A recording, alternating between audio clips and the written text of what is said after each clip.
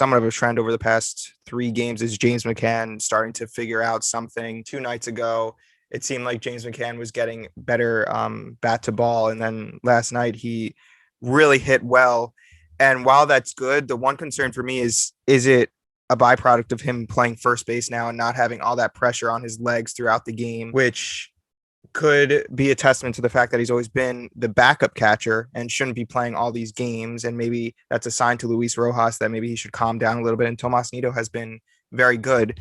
So I guess it's somewhat of a negative because maybe we know that James McCann can't play that much, but also it's a positive because we're figuring out who James McCann is when he plays the right amount of time behind the plate. Yeah, the big problem he's been having is just hitting a lot of ground balls. He just wasn't getting any elevation. And I mean, that's why you see no extra base hits. You don't see any home runs. But the fact that he was really able just to get, like you said, much better bat to ball. He's driving the ball a lot better. It wasn't like he was getting robbed of good line drives or just hitting fly balls that were dying at the warning track. Like he was not getting productive outs, not, quality at bats. And I think that definitely has something to do with it because he's not used to this kind of role where you're right. He's playing every single day, squatting. And it's like back to back to back days. I mean, that has to take a toll on your legs no matter who you are. And I think that they definitely are finding out that you could get a much better James McCann when he is not having to do, all those things that you talked about. And Tomas Nido has done so well defensively. He's thrown out some runners as well. And both of them have thrown out a lot of runners behind the plate, which has been a welcome change also, something this team has struggled with forever. I think that Rojas is going to have to find that balance, especially with Alonso coming back, because they've been able to get away with, okay, we can have Tomas Nido catch, get that good defense, but still have McCann's bat at first base. With no DH, you can't do it right now. Alonso is going to play.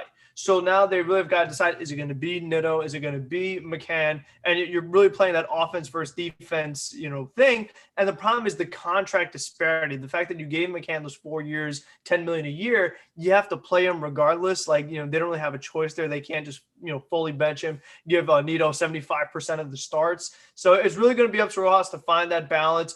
And I think he's just going to play the hot hand. I mean, the fact that McCann had a really good game, if Alonso is back for the next game, I imagine McCann's going to be behind the plate, just to see if he can build off that 4-hit game. Was that just a one-night thing and he goes back to what he was doing before? So the Mets really got to see, if that was just an admiration or if Jason McCann is finally figuring it out, because this is a guy that in his All-Star year in 2019, he batted over 300 the first half. Second half was not so good. So he can be very streaky. He can get hot and cold. So we're hoping that maybe it was just a bad April, bad May, and then, June and for the rest of the year, he really could get it going. I mean, that has to be the hope. I mean, you just have to be optimistic with something like this because like we said, you're not going to put him to the bench. You're not trading him. You know what I mean? So you really just got to hope that McCann has finally figured it out. And if it means, playing a little less to get the most out of him, then that should be what they do. Yeah, Nido has not been an embarrassment behind the plate at all.